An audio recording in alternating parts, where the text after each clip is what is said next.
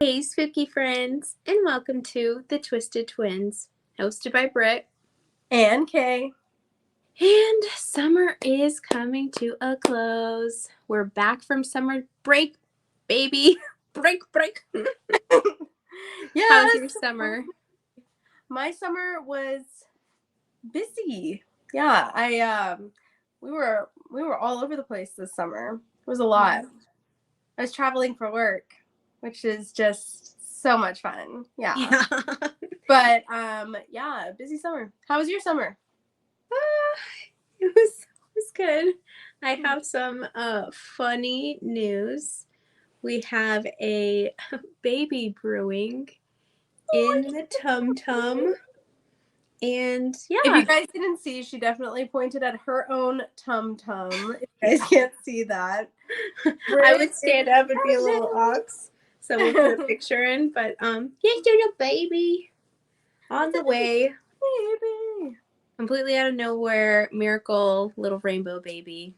But gosh, the first half of the summer I was like, okay, y'all, I'm exhausted. This is killing me. So but now it's better. Much better. Yes, and finally it hasn't really cooled down much at all here, but I feel it coming. You know, I'm willing it. You're willing it. Yeah, I definitely don't feel it coming at all, but I feel like I think it's coming. Yeah. I'm putting it out there. I already started decorating. For fall? Yeah. Yeah. I'm really excited. I hope, because last fall, it got, chillier, so I could actually open my windows and just let like a cool breeze in. I can't wait for those days because it is just, when they say summer is oppressive in the South, it's fucking oppressive. Amongst the worst way. Sure. Yes. Everything comes out to play in the summer. The vacationers, the bugs. The bugs are out of control. Yeah. I don't know what kind of new mosquitoes are breeding, but they're just ballsy, and it's just enough. I'm done. Yeah. I'm over it. Yeah, same here. But anyways, summer, we hate it, but more than anything, we missed you guys. So we're so glad to be back for another fun year at the perfect time of the year. I know. It's about to get really fun with fall and the holidays and all of that. So for today's episode, I've had one particular kind of, I guess, what would you say, like topic I've wanted to talk about, and I bring it up every time we do like a little brainstorm meeting, and I'm like, let's, finally we found the opportunity to do it. So basically, we've talked about some crazy facts in regards to asylums and how they treated people. Conspiracy theories that were not actually conspiracy. Yes, that they actually held water and were factual. So, we'd like to kind of dive right into this episode that is called Twisted Truths. Ugh. And yeah, why don't you go ahead and start us right off there, Kay? I will start you guys off with a very interesting, all of our truths tonight are going to be interesting, but this one just doesn't even seem real.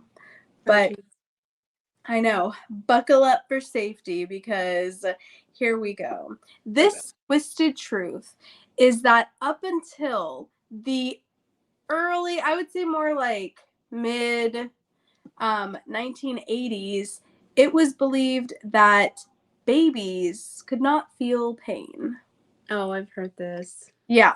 So infants, especially premature, like preemie babies, they were like, oh, they cannot feel pain. So the biggest thing that came with that was that any medical procedure that was done on these babies, they didn't use any anesthetics. anesthetics, anesthesia, Anesthetics. yeah, that's the right word, right? No, don't ask me. I've got the prego brain. Yeah, I don't know. That sounds right though. Anyways, they didn't use that is the first one of the season, my friends. The first of many word The fluff. brain. Yeah. So yeah, they didn't use any kind of pain medication to soften any procedure that happened with children. And we'll get into why. And it's just really, really sad. And you kind of go, oh, is that why like the older generations can be so like heartless because they have some Oh. well. But yeah, until the mid 1980s, doctors in the United States and most other countries, I do want to preface that, is that this was like a wide known Well known. yeah thing, was that they just, that's what they believed. Yeah, in most other countries they very rarely used any kind of pain killing medications on infants.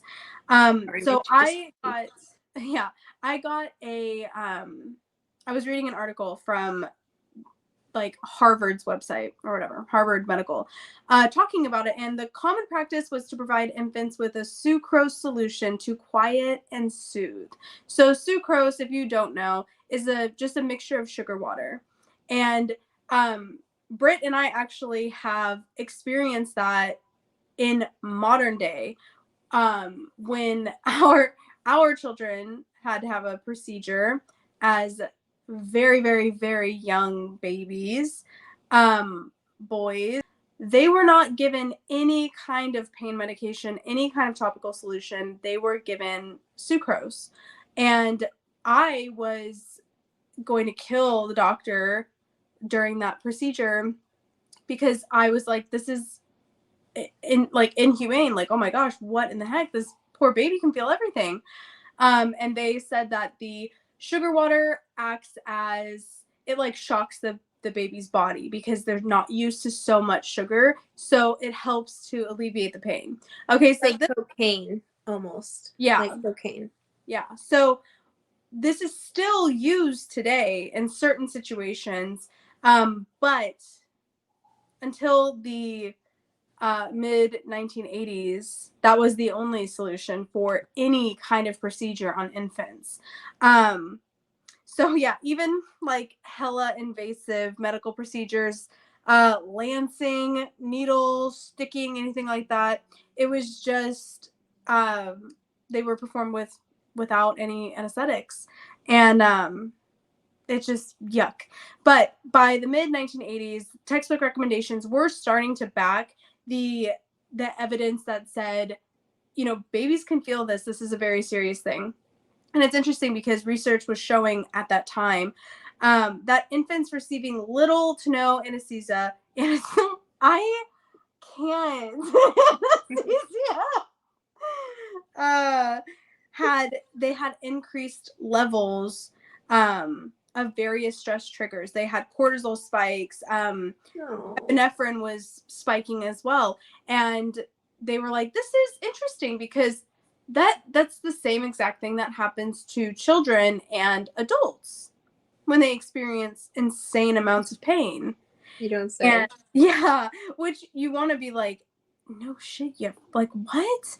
But it was believed that their nerve receptors, since they were so young and their nerves had to be so little, that it didn't have the same sensor trigger in their brain connecting the pain to tell them that they were in pain. That was that was textbook. That was the belief until the mid 1980s.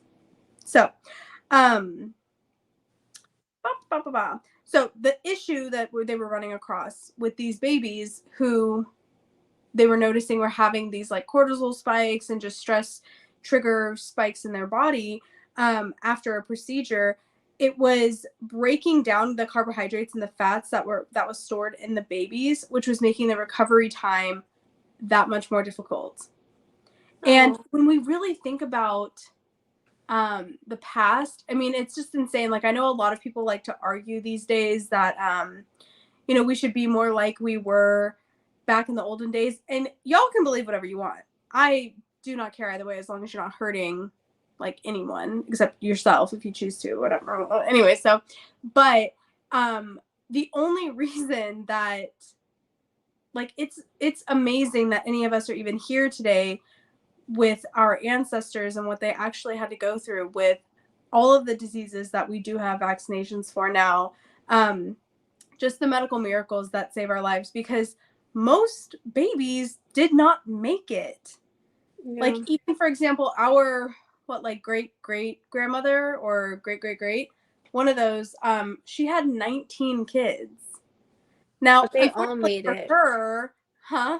They all made it. Yeah, I was like, unfortunately for her, they all made it. No, I'm not kidding, but I'm kidding. But yeah, she had 19 kids, but it was more, I don't know, more people had a lot of kids because a lot of babies died and a lot of little children died, and in your teenage years you die. And I mean, you know, lifespan was not long anyway. So anyways, I don't know how I got off on that little tangent. But yeah, just because a person is small does not mean that they can't feel pain. And as short people, I think that really hones it in for us. Yeah, I'm about ready to wrap it up. But I'm live, laugh, loving your tangents, though. yeah, me too. It's a great time. So glad to be back. But yeah, the data it started showing that just as in adults, infants' neural pathways from anywhere in their body, in their sensory little Nervous system. Yeah, that it was acting the same way. There is no difference. They felt all the pain, all of these hundreds of years that things have been happening.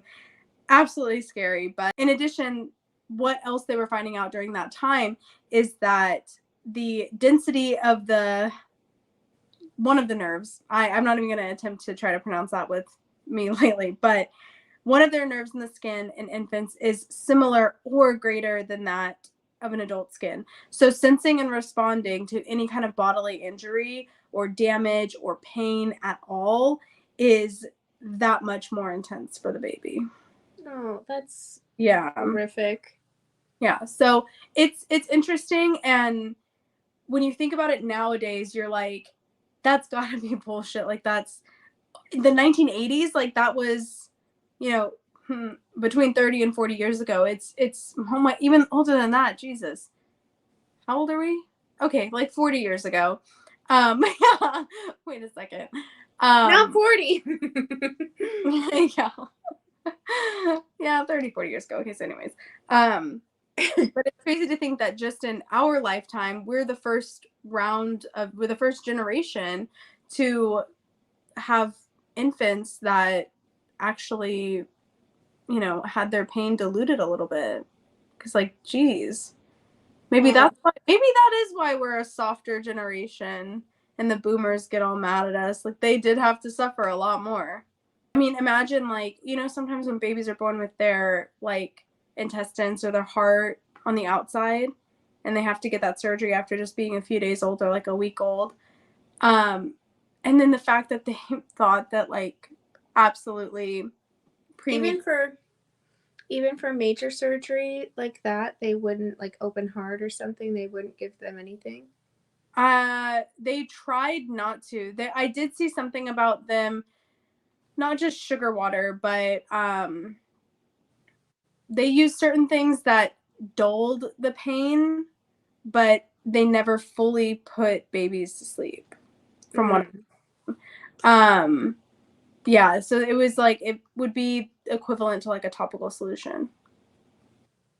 Yeah. That's so awful. It is twisted as shit and really sad, and it's just the lengths we've gone in the medical community. And I mean, we still have a long way to go. Yeah.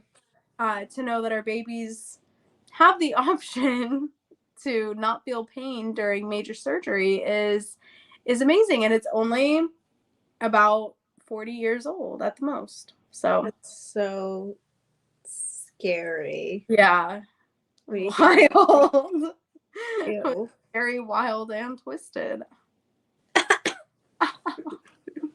So yeah, that was my tangent. That was my very first twisted truth of the night. So I'm sorry all the babies that had to experience pain, because another thing, it does act as PTSD. It sticks in their memory, which of course harvardmedical.gov was like or .ed or whatever, edu or whatever it was like, that the worst that could happen from that is they're just afraid to get shot. And I'm like, that's not the worst that could happen with that, because it's like a muscle memory thing. And they'd be like, oh, form some sort of opinion about going to the doctors, or who knows. Oh yeah, I mean, who knows? And it's silly to some extent to say that, these are infants, they're not going to remember, but more research shows that they will in fact remember, and it's just, that's so sad. But yeah, that's my first twisted tale. I hope you guys are twisted truth, whatever it is. I hope you guys are super happy to be back with that fun fact. I'm gonna toss it over to you now. Yay, this one is just as lovely. Let's take a little trip over to West Warwick, Rhode Island, to the colonial home of Laurie and Jeffrey Dumas. Dumas or Dumas, so kind of in both spots, or all of my sources. And their home was built in 1857.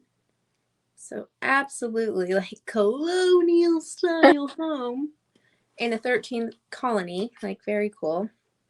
So local librarian Lori purchased her dream historical home, the home we're talking about, several years ago, like a while ago. Now, she met Jeffrey, they fell in love, they got married, and the pair were in the process of kind of restoring and revamping their home at this point. So they're up in their attic, kind of cleaning things out, sorting areas. They wanted to convert part of it into a music studio. And they actually made a pretty interesting and twisted discovery. So, in their attic was a room, and it was not just any room. So, looking at it from like you're standing in the normal part of the attic, looking at the room, you see a set of windows and a door inside. Like it almost looks like a life-size doll room. Okay. Now the door itself was adorned with a single doorknob and a deadbolt on the outside of the door. Now inside this doll room dungeon was metal flooring with a drain in the center. Now instantly, they stumble upon this room, the drain in the floor, everything starts kind of clicking in place. And they're like, oh my gosh, what did we just find? What is this thing? So naturally curious, Lori went to work, literally, because she worked at the local library, to research her home and answer the mystery in their attic, because can you imagine finding that? No. Spooky. So while researching, Lori was approached by an elderly coworker who had overheard the discovery in their attic. And now this was in every single source, but it sounds very dramatic to me, so buckle up. Now this elderly coworker approaches Lori, puts her hand on hers, and says, "You have a disappointments room." Like a movie. Like Fucking chill, lady. No, I'm just kidding. These Fucking chill, two grandma. ladies they're constantly reading books, so they've got to be as freaking dramatic as possible. That's true. They've got to have that drama. Yeah. That makes sense. Now a disappointments room. So let's put a little pin in that and rewind to 1866. Now, 1866, new homeowners of this particular home, Judge Job Smith Carpenter and his wife Frances Ellen Carpenter, lived in the Dumas's home for 50 years. So they had like officially moved out. I don't know if they died or what, but from 1866 to 1906. That's 40, 50. Yeah, 50 years. The Carpenters were elite members of society. Job was featured in the local news regularly for his, judge stuff.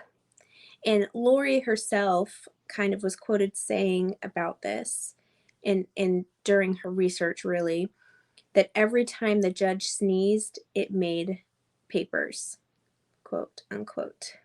So he was in the papers a lot, hell of a lot.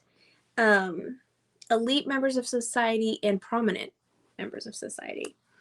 So eventually, Lori's research led to the Carpenter's family plot in the local cemetery, and she made a heart-wrenching discovery. Among the family's, gravestones, she found a headstone for Ruth Carpenter. Now, Ruth or Ruthie was only mentioned once in the newspapers, and it was in the obituary section. So Ruthie was the only child of Job and Frances, and she had passed away at a very young age. I'd say like not very young, but at a young age. Preteen younger kind of situation. Jeez. And her parents eventually joined her at their final resting place in the funeral. The funeral. In the cemetery. In the funeral. She was laid to rest there, and so were her parents. Assholes that they were. No, I'm just kidding. So essentially, with all of this kind of research, compiled together and just kind of making her own inferences, Lori realized, Ruth, I'm going to call her Ruthie. Ruthie is assumed to have been the occupant of the attic space, of the living doll room. Her existence and her short life was a complete mystery. Now, disappointment rooms. Let's go back to our little pin spot. Disappointment rooms. They're known as spaces, really, that well-to-do people or elite level, upper class level, or higher families, would lock and contain mentally or physically disabled family members, starting as children, so at a very young age. I do want to mention that this term, the disappointment room, it wasn't like in the 1800s. People were like, hey, contractor, I need to add a disappointments room. It wasn't like the term then. So it's, kind of, I just want to mention that it's more of a modern turn of phrase. It's not like the OG phrase that they used. It probably was not something as dramatic as that one. But anyway. So really, since this discovery and explanation, all of the research and all that jazz, the Dumas couple have done a few pretty remarkable things. They founded a nonprofit and named it Ruthie's Room. And it's an organization that fundraises and provides sensory items to Special Olympic, Summer Games participants, and West Warwick Public Schools Special Ed Department. And these items are things like, weighted blankets, sensory swings, fidget toys, like all sorts of things like that special needs kids can benefit from, which I just thought that was beautiful.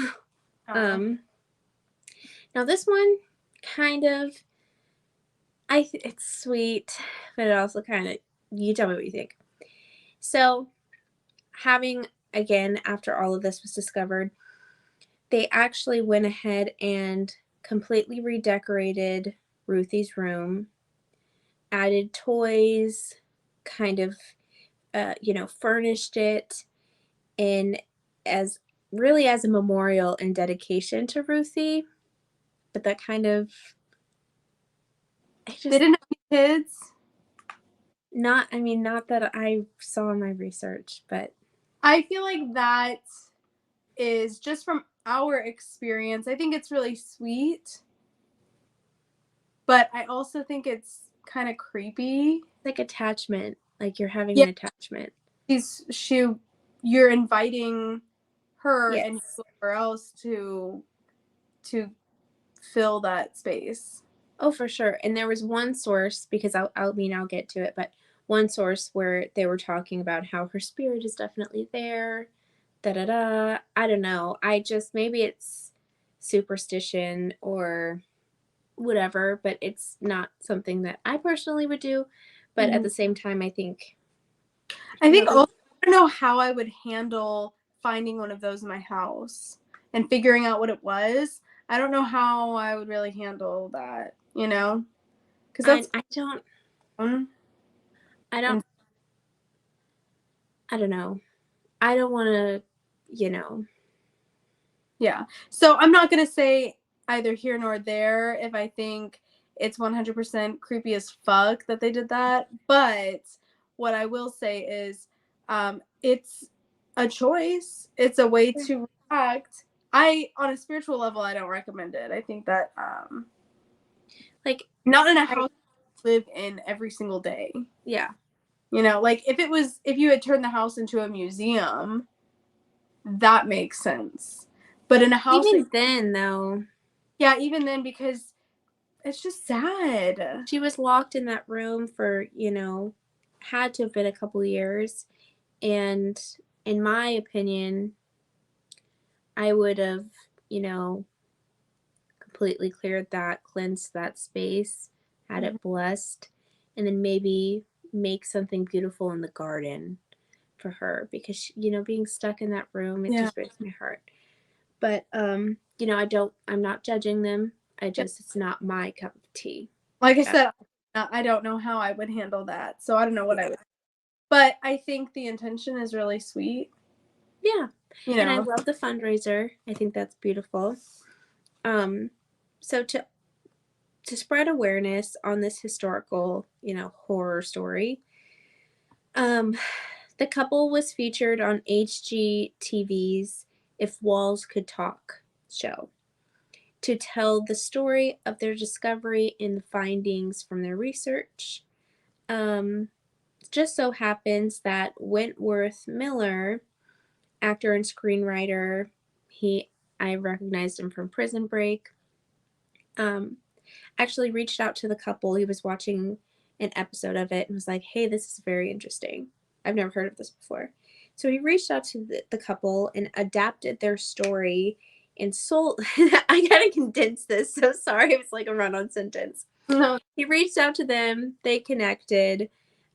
He adapted their story into a script, sold the script to a production company, and in 2016, a movie was released called The Disappointments Room, starring Kate Beckinsale. And it's very similar to this story. Now, Miller, the actor, screenwriter, Prison Break dude, along with the Dumas couple,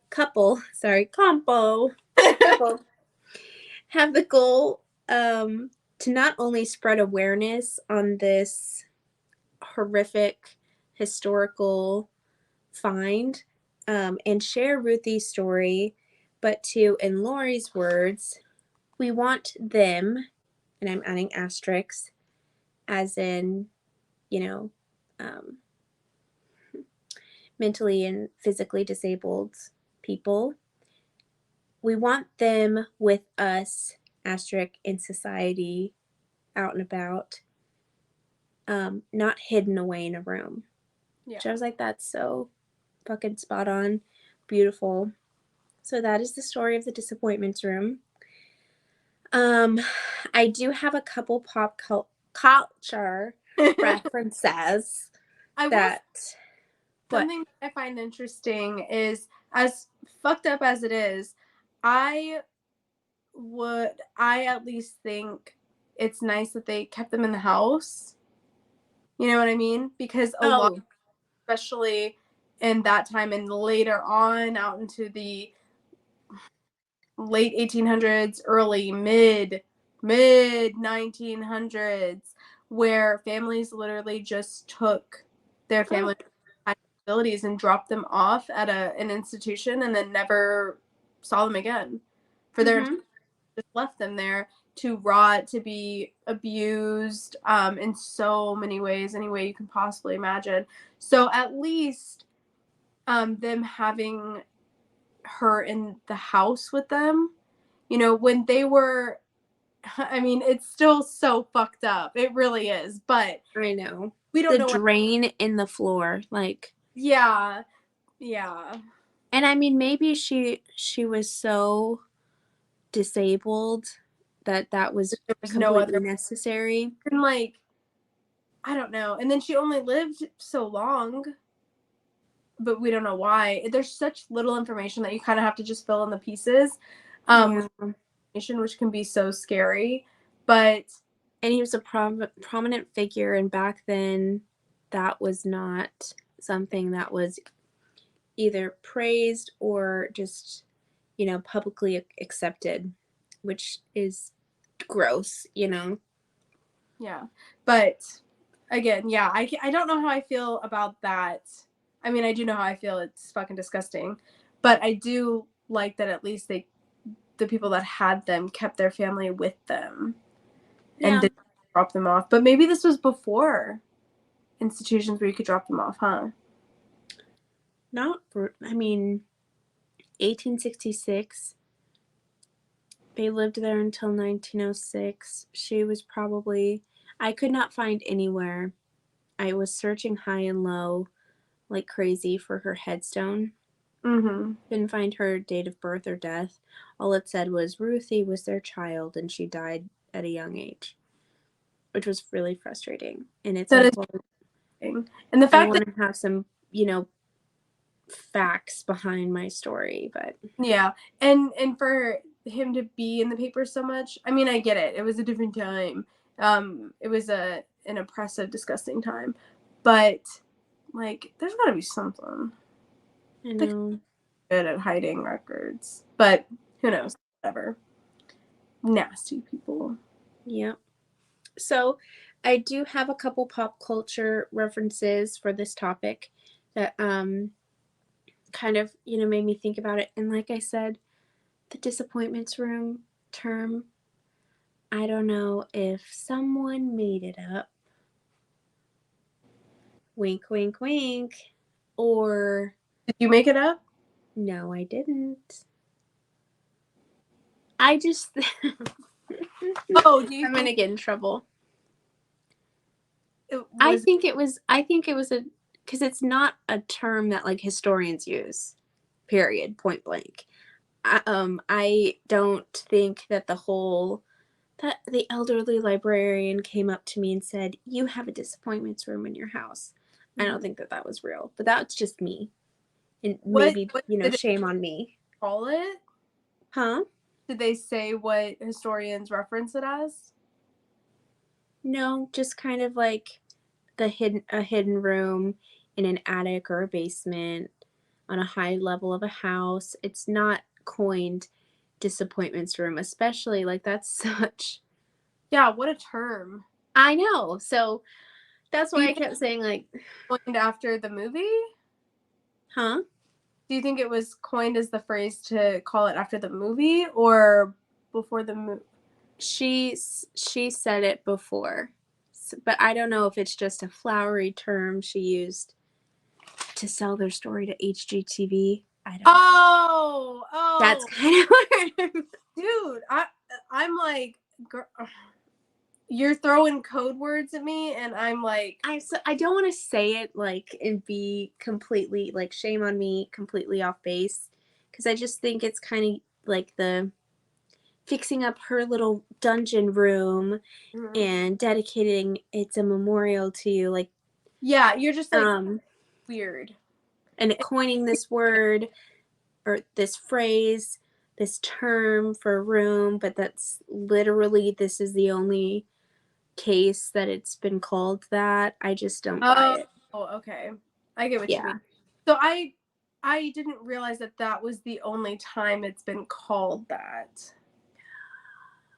Angry, yeah. People might say like, "Oh, it's kind of like it's disappointment room-esque," but even there like now, Yeah. not 20 years ago. So, Interesting. just so we're clear. Sorry I Like, beat around that fucking bush. so is that you said they just like found it? Like you didn't see that when you bought the house? Right.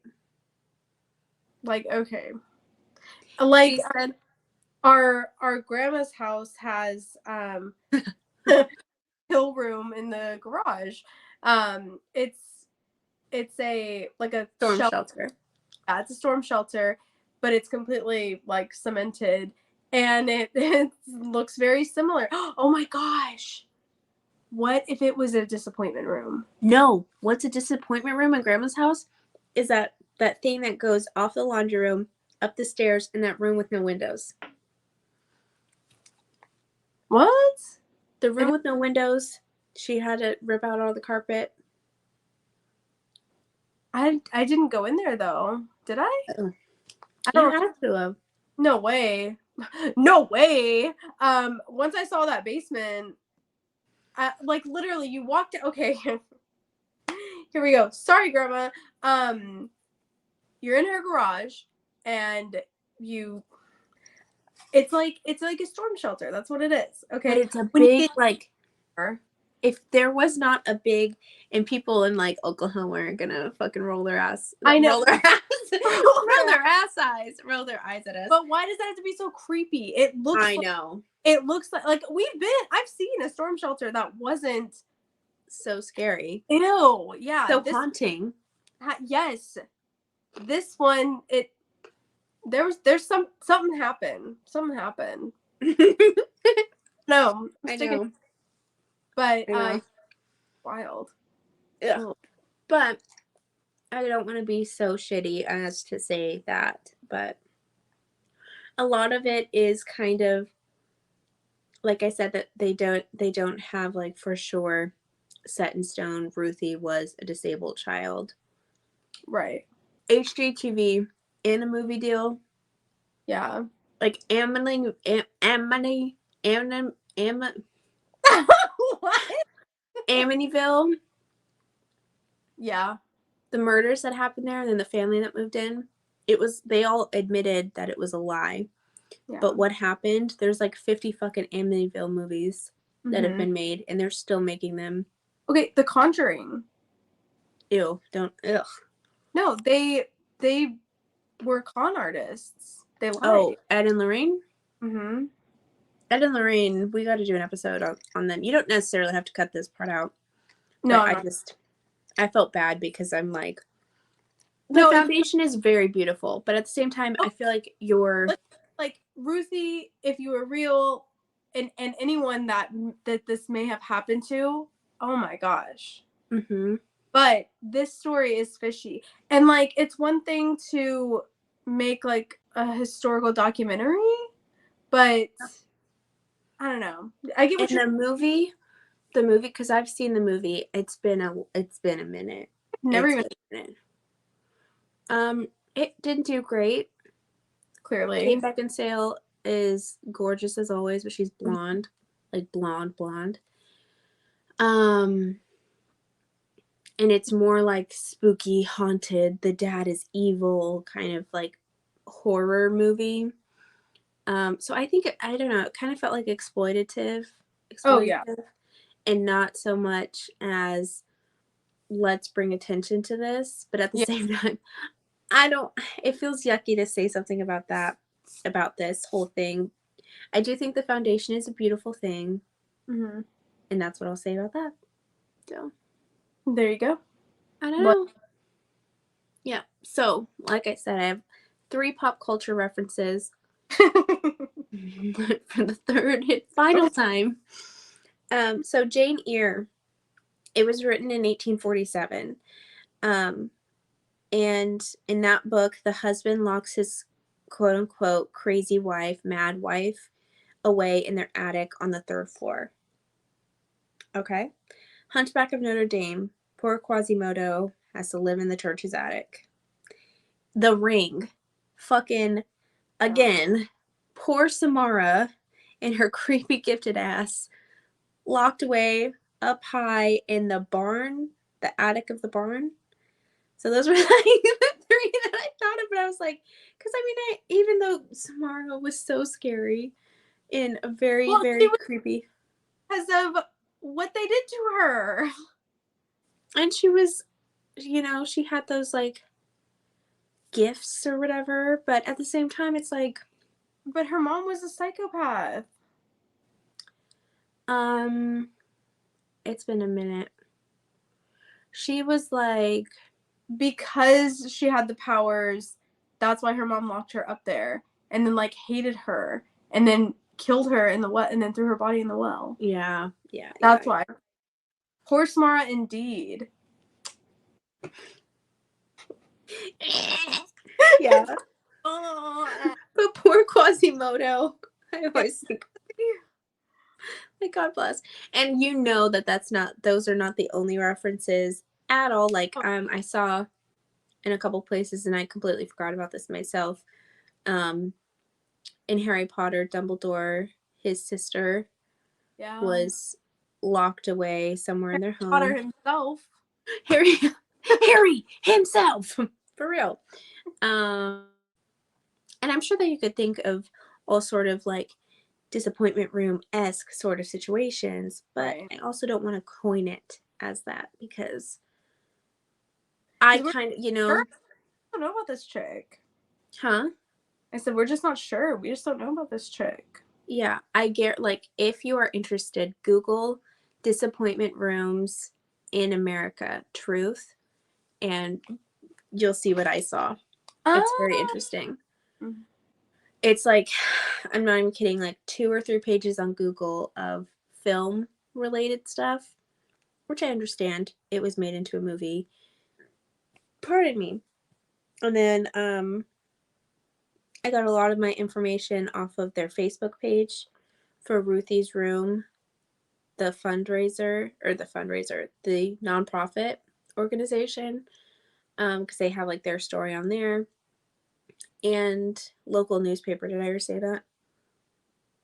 Local newspaper No. thing. And then another site I can't think of right now. Sorry, pregnancy brain. But I had to fucking dig. So, Interesting. yeah. That's weird. If I Okay. look on newspapers.com, maybe try to find her obit. Let's just take their word for it for the sake of the story. Her obit. Yeah, Ruthie's. Maybe. Oh. Anyway, so that is that. Kayla, you're up. Fucking A. I'm gonna lighten the mood a little bit. Okay. And it's a fun time. And I hope you guys enjoy it. Be on this journey with us. Okay. Mm-hmm. I'm gonna talk about a crazy, wild time in Strasbourg in 1518. Summer, Oh, to be specific. Yeah, we're going way back. Okay. it's a 2023. good time. Yeah, July 1518. Residents of the city of Strasbourg were struck by the sudden and seemingly uncontrollable, damn it, I know I was going to do that, urge to dance. The madness kicked off with a 5, 6, 7, 8, and with one, I know, I'm sorry, but I had to. With one woman known as, I'm not going to say it right, and y'all are going to let it slide. Frofia. Plus, let me just say, okay, I'm sorry if that's your current language, like, I fucked it up. But all I'm going to say is this is 1518. Okay, y'all don't know how to pronounce her name. Anyways, so this woman steps out into the middle of the street one random July day and began slightly twisting, twirling, and shaking. She kept up her solo dance-a-thon for nearly a week. Oh my God. Yeah, and before long, 36 other Strasbourgios had joined in. By August, the dancing epidemic had claimed as many as 400 victims. Holy shit. With no other explanation for the phenomenon, local physicians blamed it on hot blood and suggested the afflicted just simply gyrate the fever away. And I'm going to get a little bit more into it in a minute. But the thing is that this dancing plague is literally what it's called. It is so heavily recorded in this country's records. Like, this was it. If it didn't happen, it's insane because it is so heavily recorded. It baffled people. That's hilarious. Time, yeah. So, oh, it's so okay. So, a stage was constructed and professional brought in. The town even hired a band to provide backup music. And it wasn't long before the marathon started to take its toll. You know, many of the dancers, I'm not laughing at this, but it's funny. I'm sorry. Oh, okay. Many of the dancers collapsed from sheer exhaustion. Okay. Weeks of dancing in the middle of the street in the summer. Okay. They probably look snatched, though. I'm just kidding. Some even died from strokes and heart attacks. Out of the hundreds and hundreds of people that were doing this, some of them did die. The strange episode didn't end until September, when the dancers were whisked away to a mountaintop shrine to pray for absolution. So the dancing plague might sound like bullshit, but like I said, it is heavily recorded. One of the most well-recorded artifacts from this time period. What?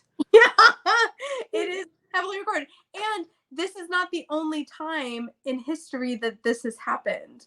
Okay, so what do scientists believe caused this? We'll get there. Okay. Well, actually, I don't even know if we do. Well, we kind of do. Okay. There's only theories, right? But so, like I said, nobody was there. Nobody was there 500 years ago. It's well recorded, is it? Oh yeah. Yeah. Peter Piper was there, and he was. Wait, is it Peter Piper? The Pied Piper was there. Yeah, the Pied Piper. Peter Piper. Peter Piper.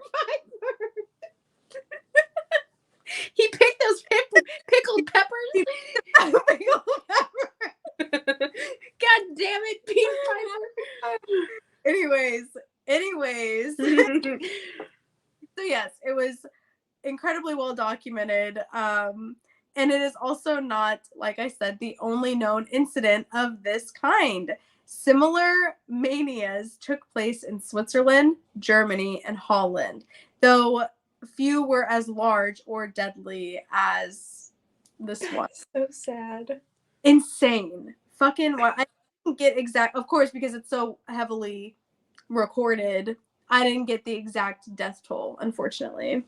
Yeah, but according to historian John Waller, the explanation most likely connects to, strap in, people, Saint Vitus. Okay, so Saint Vitus is a Catholic saint who has the power to curse people with a dancing plague. What? Yes. So there's two possible theories on why this happened in every single place that it happened in. Either Saint Vitus cursed all of these people for whatever reason, or, and then we'll get into the second half, or it was the same bullshit that they try to say with the Salem witch trials, that they were all going crazy from moldy rye bread. Why weren't they dancing there then? Exactly.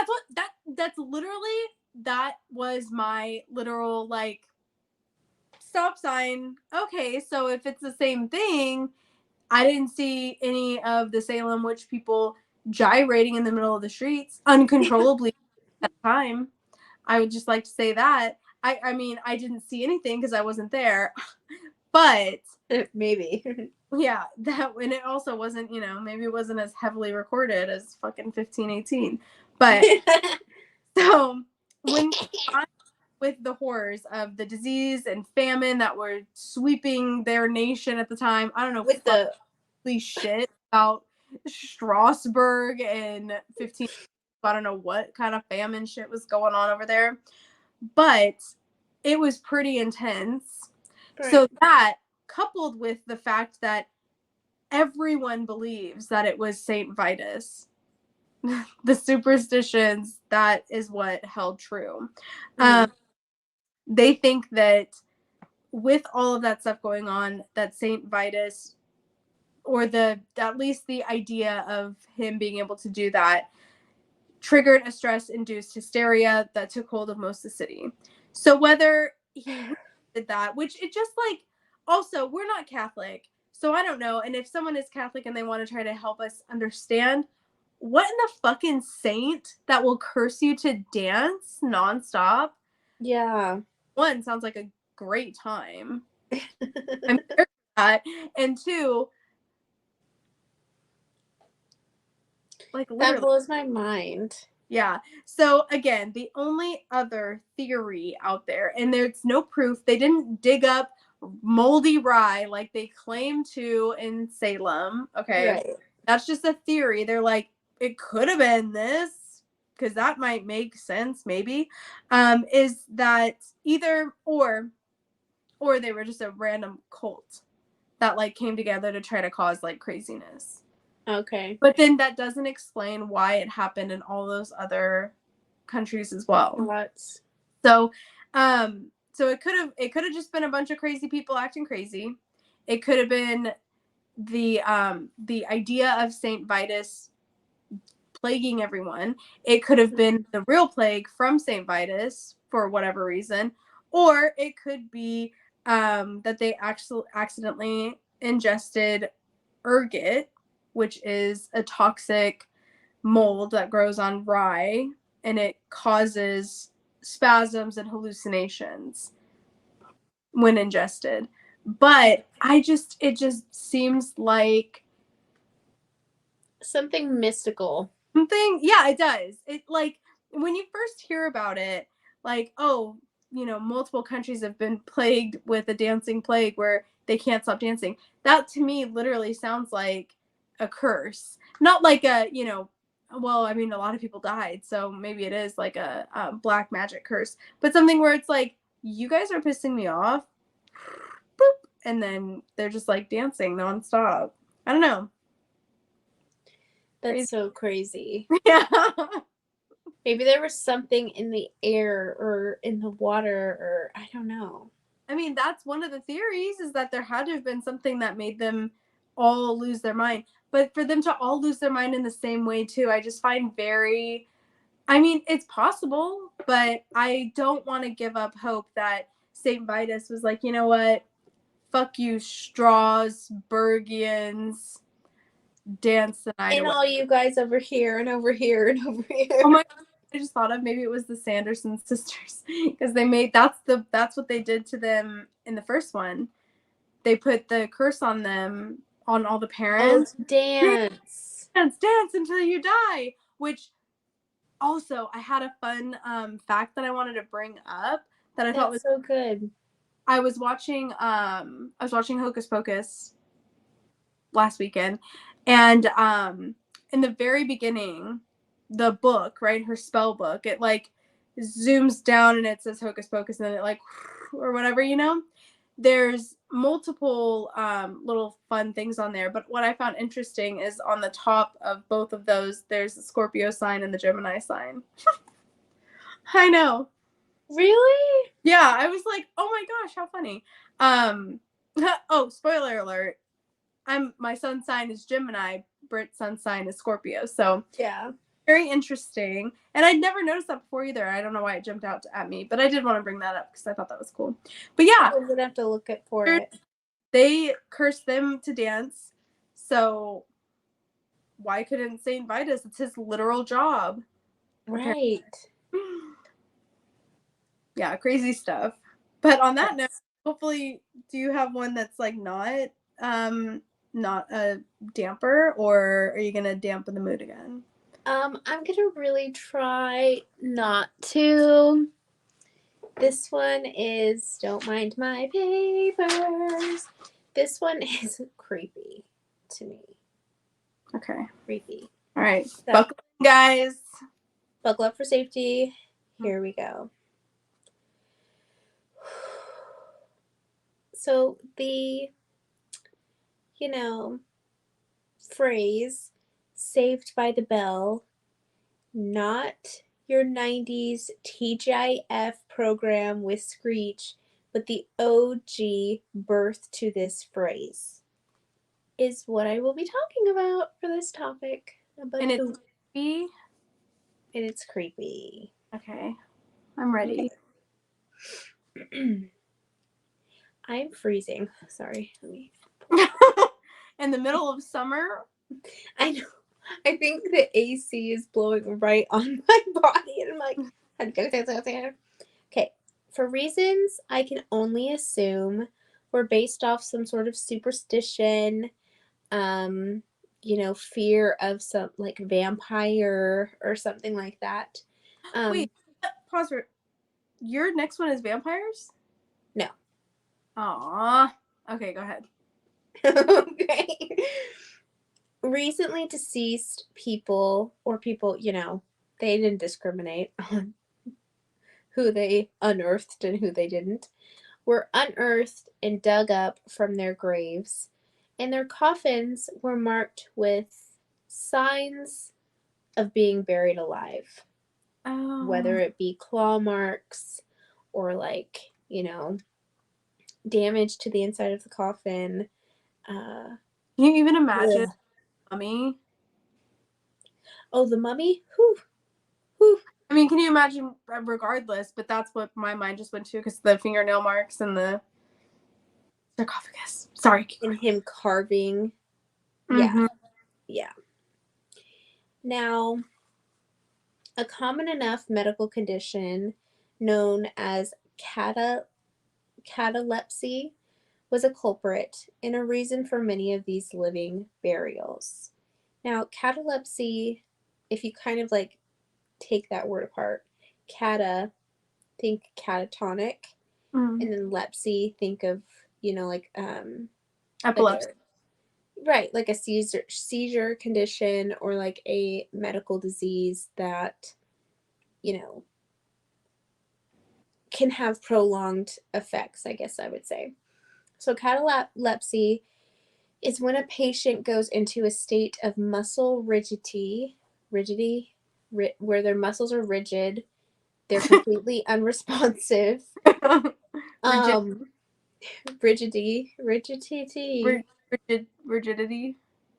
That doesn't sound right, but maybe. You guys let us know. Yeah, basically, it's a lot like becoming catatonic, but being mistaken for having died because your muscles are rigid, you're completely unresponsive,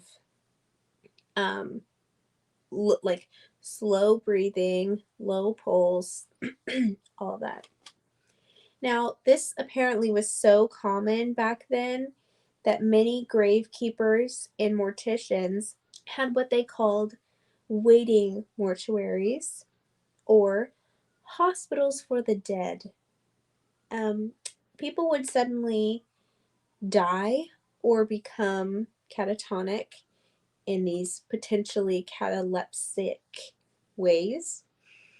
Um, and they were placed under observation for several days in these hospitals for the dead, just to make sure that they were dead, just to rule it out. Funny thing, these waiting mortuaries and hospitals for the dead were stocked with like changes of clothes, plenty of food, cigars, and tobacco for, almost like a welcome party if somebody were to wake up out of this. Like, I wonder how here's many. some supplies. Oh, Not are you gonna many. tell us? Not many in this situation. I'll go. Okay, so other solutions to try and quote wake the dead, wink wink, were grotesque in nature, but hey, did you die? Or are you dead? I'd rather them do these. No. I would rather them not. Just leave me the fuck alone and let me wake up if I'm not dead, okay? What kind? Okay. What kind of gruesome stuff would they do? All right. So doctors would either poke a patient with needles, and we're talking like under your fingernails in very sensitive places God, to no. just try to, yeah, get you to wake up. Right. They would chop off fingers or toes. They would even, this is the part I'd sign up for. I'm just kidding. They would even have tobacco smoke blown up their anuses. Because Excuse me. First of all, my fully dead body with my soul standing there in the waiting room, watching them turn my body over, undress me, prop me up, and do me like a dirty Saturday night is not what I'm there for. You sure? No, I'm just kidding. Why? I know. So Why? at the time, tobacco was widely known for its restorative properties. Heavy wink. Um, really, tobacco, dilates blood vessels. Um, it's not necessarily life saving. Back in the day, people would smoke it if they were having difficulty breathing because it like dilates and opens your lungs up, your fucking breathing ways. I don't know. Native Americans used tobacco for that particular thing. If you had like a chest cold, you would smoke tobacco and it would open your airways and clear out your lungs. Anyway, tobacco. Just kidding. Tobacco up the butt. Thanks. Yeah, no, thank you. Yeah. No, thank you. No butt stuff for me. So, with all of that aside, across Europe in the 18th and 19th centuries, so many people were being mistakenly buried alive that coffin makers got creative. And I'm going to say one thing. How the fuck do they know all these people? Oh shit, we buried another one alive. Is it because you fucking dug them up and you looked? Yeah. Whatever. Well, and that's the thing where I saw this TikTok. Oh God, here we go. First TikTok reference. I saw this TikTok that was talking about how some states have certain laws that they will unbury you at 99 years because if you hit 100, then you're a historical landmark in most states. But What? yeah, well, that's not just you, but like houses too. Like I think California is a good example that if your house is over 100 years old in California, they can't tear it down because then it's a historical landmark. So, anyways, this TikTok was talking about how you'll be buried for like 99 years and then they will unbury you and cremate you so What? else can be buried in your spot. And some states have it to where you'll be buried for like 50 years. Or if you're buried and someone doesn't visit you within 25 or 50 years, then they'll unbury you and cremate you. And that's how we haven't run out of burial ground space. What about our family cemetery in... See, Mom said the same thing. Yeah. Bitch, I'm only 30 and I've been there in my lifetime. Like, what, we were there like 15 years ago. But how would they know? Because like They'll never know. It's not like we just go there and like every time, I'm not saying everyone. I don't know a lot of people that are buried, but most people when they visit grave sites, they will like either bring something or they'll clean up the site. Mm-hmm. You know? So I think that's how they know. But that was a question that was posed in the comments and that I also had that I didn't really quite get answered. But anyways, sorry, go ahead. So that might be, that's how they figured it out. I don't know. You would think at that time there's not a ton of dead people. I mean, I guess there is. It's like hundreds of thousands of years of humans. Anyways, go ahead. And like 1700s, 1800s, I feel like people died so like a filter.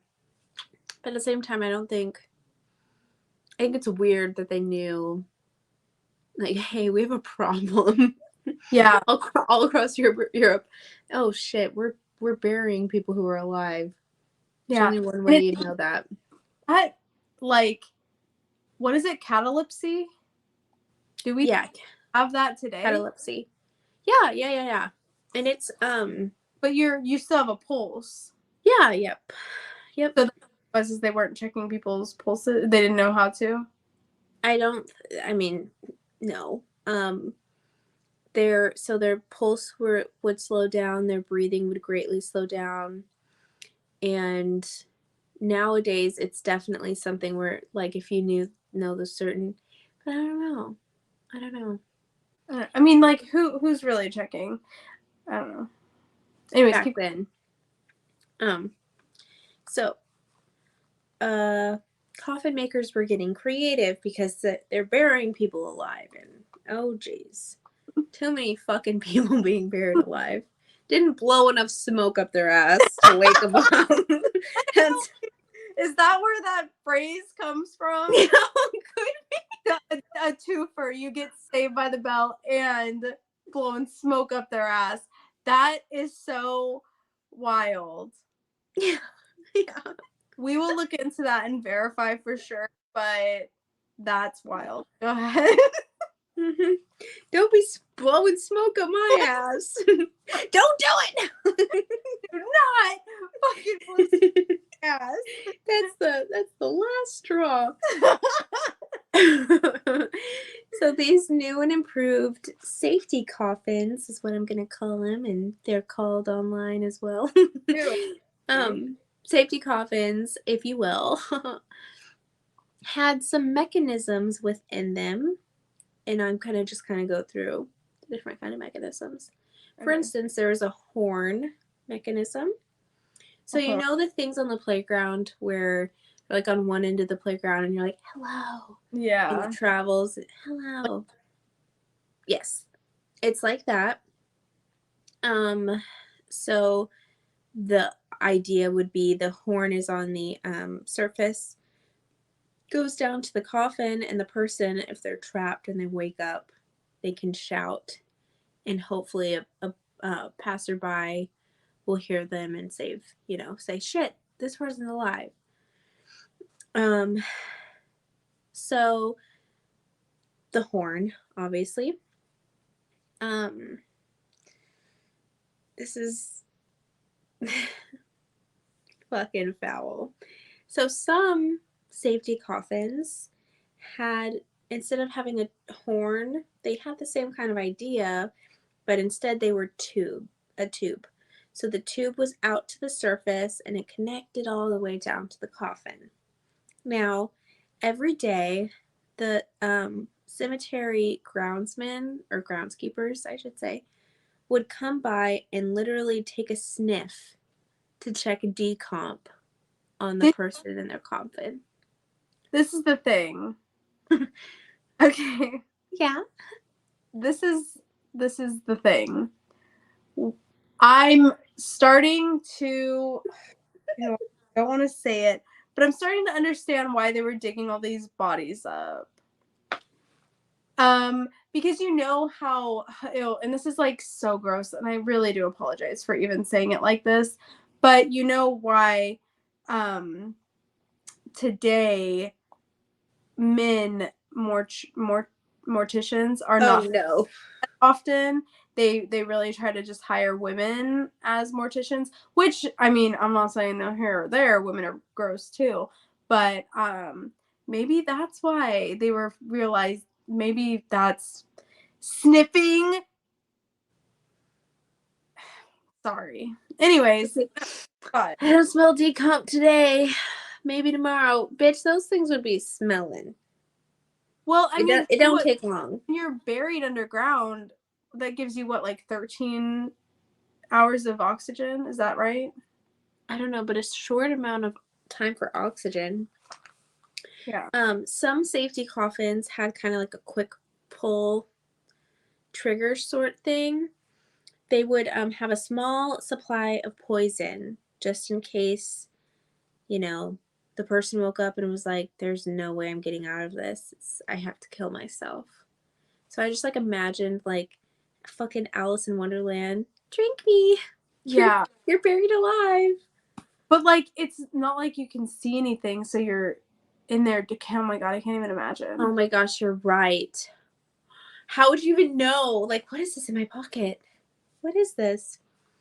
Now, another very common way was having a string from the surface down to the coffin be connected to a bell. Now, the bell would be on the surface, and the person in the coffin, if they woke up and they realized they were buried alive, they could pull and tug. Let me not do that. Like, pull the string, and it would ding, ding, ding, ding, ding, and alert passerbys. So, saved by the bell, if you Right. will. They have, I think, and if you've seen the movie and I'm wrong, you can tell me because it's in my brain that I'm right. What's new? Their Autopsy of Jane Doe, I think that's what it's called. Emile Hirsch and the dad from Big Fish. Can't remember his name. Great actor. They are like a father and son team who work at a mortuary. They're coroners, basically.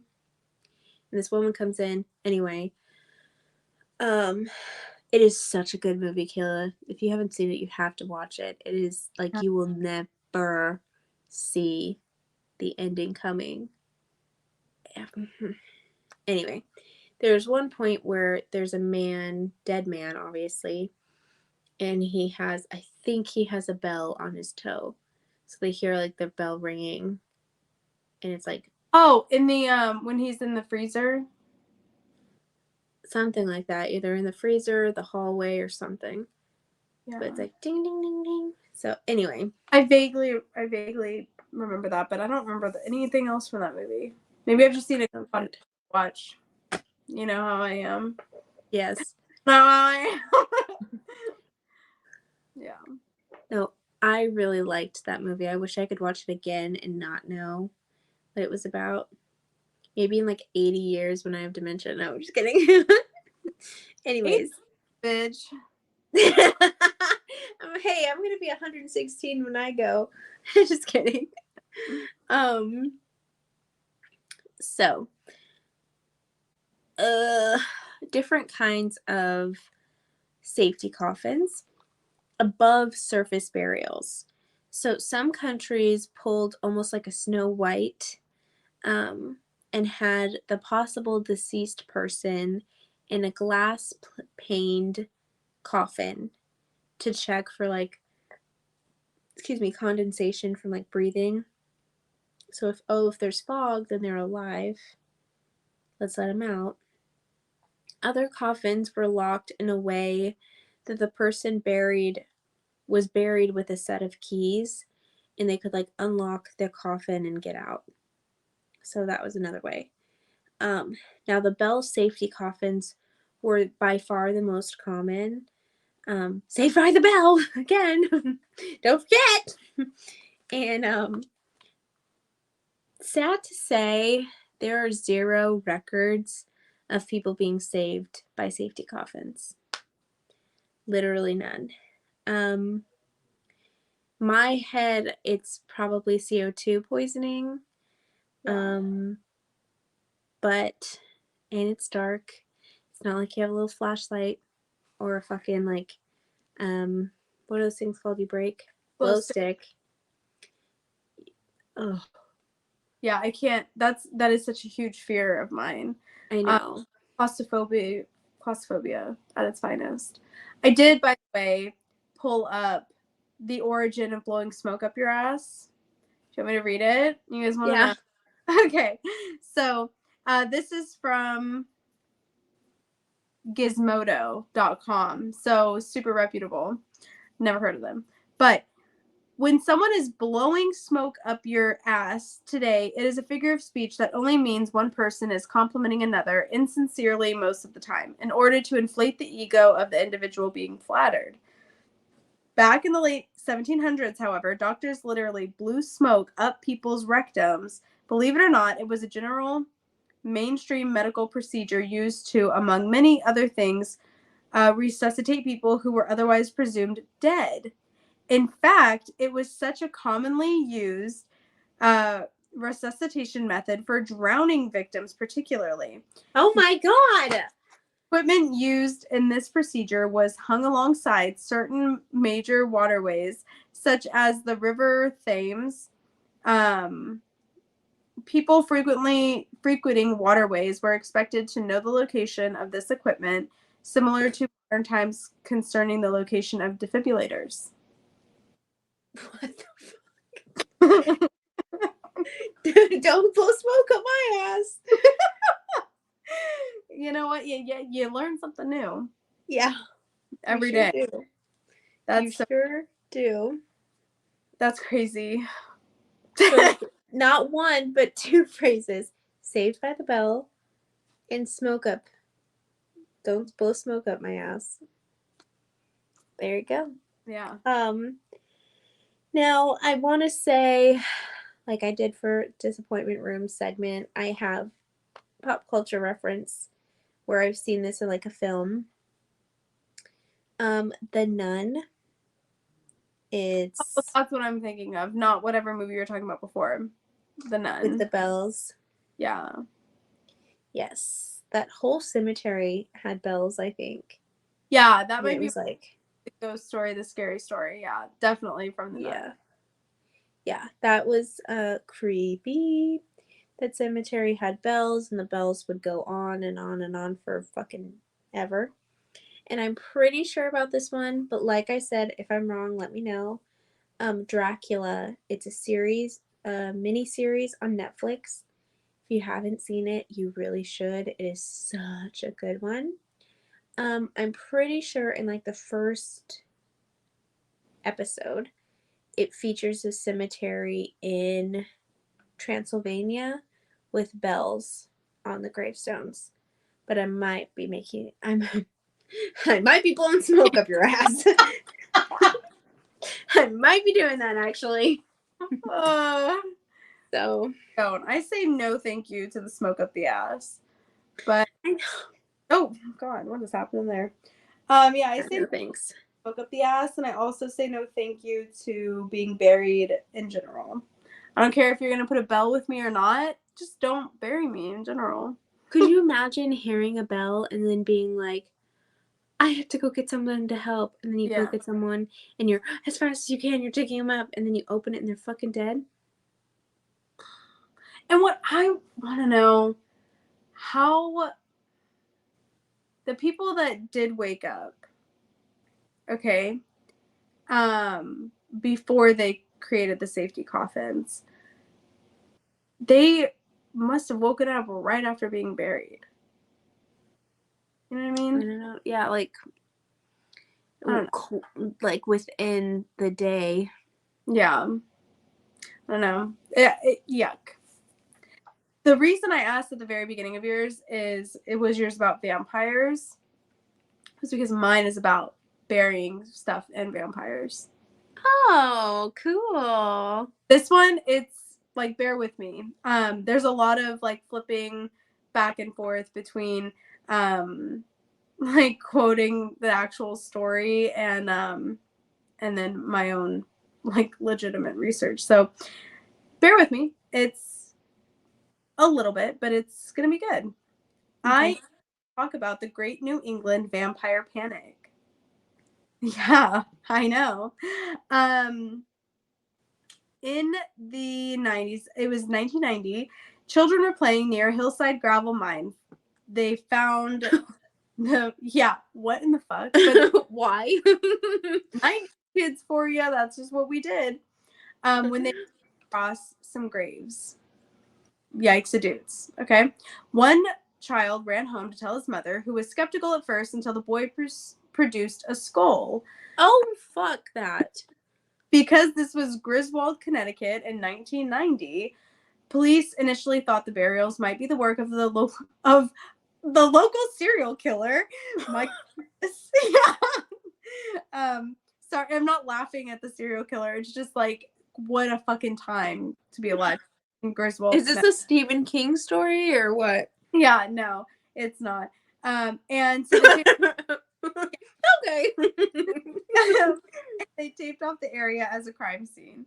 But the brown, decaying bones turned out to be more than a century old. The Connecticut state archaeologist Nick Bellantoni soon determined that the hillside contained a colonial era farm cemetery. New England is full of such unmarked family plots, and the 29 burials were typical of the 1700s and early 1800s. The dead, many of them children, were laid to rest in thrifty Yankee style in simple wood coffins without jewelry or even much clothing, their arms resting by their sides or crossed over their chests. So all of them were the same, except for one burial there. Okay. So Bellantoni was interested in the grave even before the excavation began. He was like, what the heck is this? He found a stone that was carved with the initials JB. So Justin Bieber was here. Okay. Start, they start digging the graves, excavating. Yeah. Is that the term? Yeah. So they start excavating the caves, scraping away soil and all that good stuff. And the archaeologist and his team worked through several feet of earth before reaching the top of the crypt. That's when Bella, Wow. the first large flat rock that formed the roof over this burial. Okay. This person, he was buried with this large flat rock on top of him, and he was laid in a red painted coffin. You just see the red painted coffin in a pair of skeleton feet. What? Yeah. So that's what you see at first. That's all they saw at first. So he sees that and he's like, what in the fuck? So then they lift up another stone off of the burial area. And Bellantoni saw that the rest of the individual had been completely rearranged. What? Yeah. The skeleton had been beheaded. Skull and thigh bones rested atop the ribs and the vertebrae. It looked like the skull and crossbones standard look. Okay.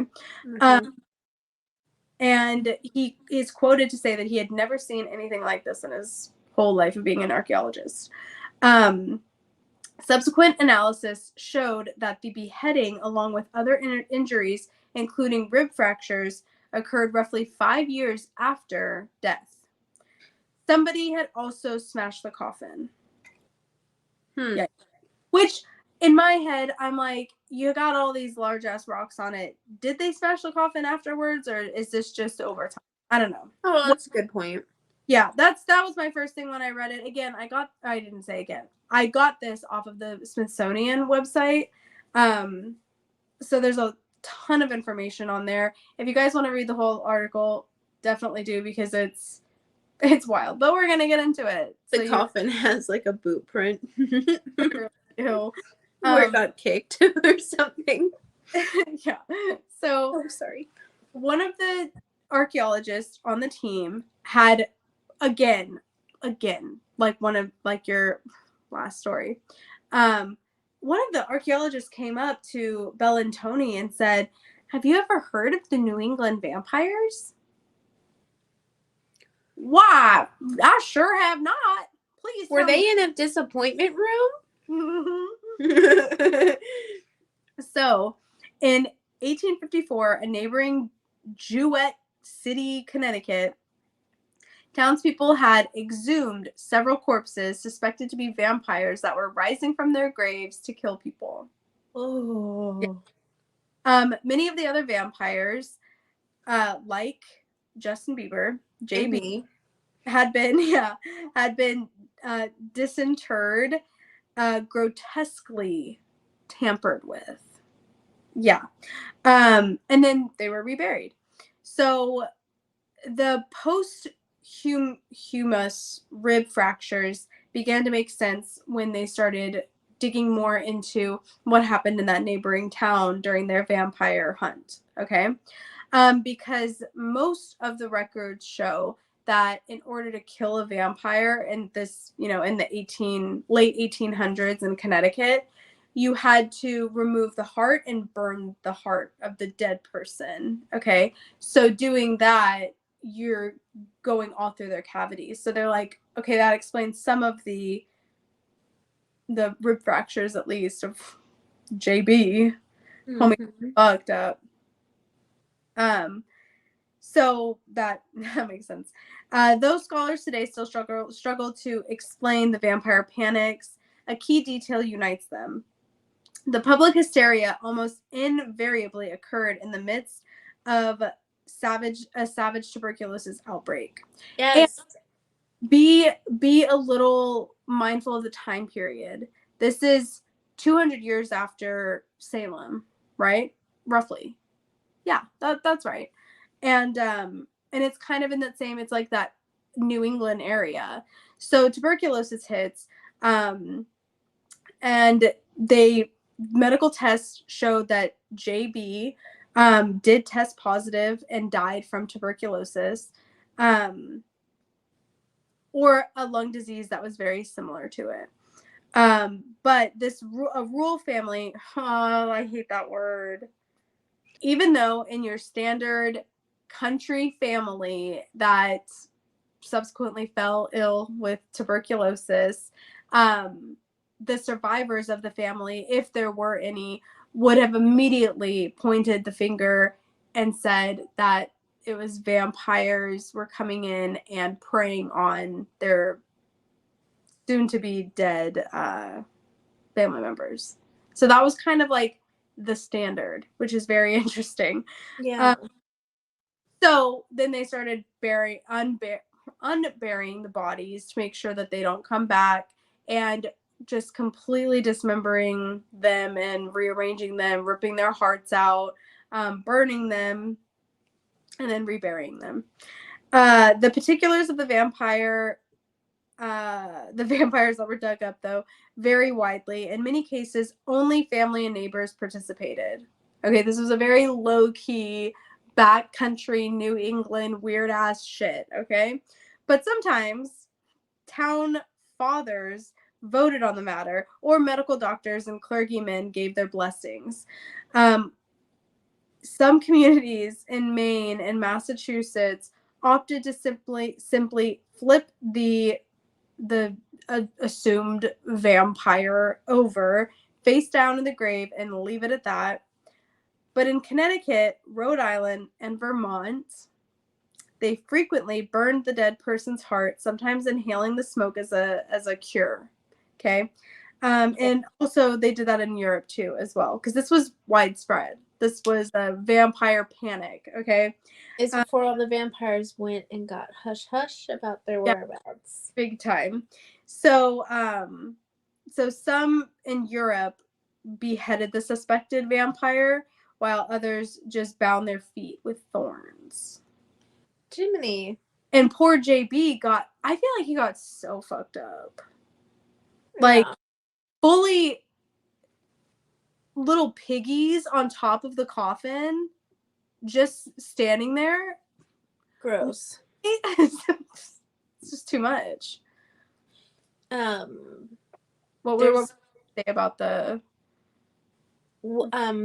I was looking at like another little thing to discuss just about like how um until like the early 1900s, like a big thing in the medical community was like ingesting human remains, whether it be like ground skull fragments, uh things like that, or blood. Which I'm like, vampire, but I'm gonna drink this blood. Yeah, Okay. make it make sense. Exactly. But I came across the story. I believe it this is I don't have notes on it or anything. I just read it really quickly, but let's see if I get most of it right. So, this is a campfire story Okay. to piggyback off of Kayla's um tale of the New England freaking vampires. So, in Vermont, there was a suspected vampire. Same thing. Tuberculosis outbreak. People are dying all over the place. I believe she was a mother of like three, two or three or four, or something like that. Anyway, her and her children all passed away from tuberculosis. But, and more people were getting like sick, whatever. And people were like, we need to unbury her and take her heart and burn it because she's a vampire. But I think that they took another organ, like her liver or something, and burned that as well. And then the person who was sick still, the ashes of her heart and liver, I'm going to say, they made them like ingest it as Yeah. like medicine, quote unquote. That person died still, of course, from tuberculosis. But they saved him from a vampire, saved their whole community. It's just crazy when you look at human nature and repeatedly, instead of just trying to find um, the legitimate reason behind something, they just always go to the most like violent, grotesque, dramatic. Let's unbury the dead. Okay, because we wouldn't be able to see if the ground had shifted from them coming up out of the coffin in the cemetery. Right. But let's unbury them. And another thing, why are we unburying so much? Like, it's just weird to me. When I first learned about what some real life horror stories that bad morticians partake in, um, the first time I ever heard about that, I was so, I mean, like, that, like, haunted me forever. I was like, ew, that it's just, like, disgusting. Yeah. And I just want to know why the fuck we're unburying all of these bodies all the time. I know. I did see this thing, another thing about like unburying uh, human remains, but I didn't want to, you know, tell the story and almost, make a mockery of it because it is still a celebrated tradition in Madagascar specifically, where they un like every few years. Oh, yeah, no, it's an annual thing every year. Oh, you scared me. Oh, sorry. No, about that. It's every year on, like, on the dead person's birthday or the anniversary of their death. One of They the unbury them and and dance with their dead body because they, in hopes of like helping them decompose, because the sooner they're decomposed, the sooner they get into the afterlife. But it's a practice that I don't remember when it started, but they still do it today. And I was like, I don't want to bash somebody else's culture at all, but at the same time, I'm like, oh goodness. Yeah, couldn't be me. But it's cool that it's you, you know? Yeah, absolutely. Ever. And to go off of the vampire thing too, just kind of like a final thought for me is I can understand, like, especially with tuberculosis, or even like the Black Plague way back then, any like major sickness or illness that's a lot of people are, smallpox, all that sort of thing. Yeah. People are dying off, and having to, and not only that, but tuberculosis, you cough up blood, Yeah. you know, a lot of like blood from certain orifices. And so I can kind of see like how they would relate that fear to like a monster. It's just, it's fascinating, and it's like, reel it in, humans. Alrighty, guys, thank you so much for tuning in. We're very, very happy to be back this fall ish. Yes, I know. It's already fall for us, and you guys know that, and it's all Yes. good. Yes, thank you guys. If you're watching this on YouTube, hello. Go ahead and like and comment below. If you're not watching this on YouTube, hello to you too. Go ahead and check it out on YouTube. You can also go and look at us on TikTok and Instagram at _ the Twisted Twins podcast. Also, if you want to find us on YouTube, we are at the Twisted Twins podcast.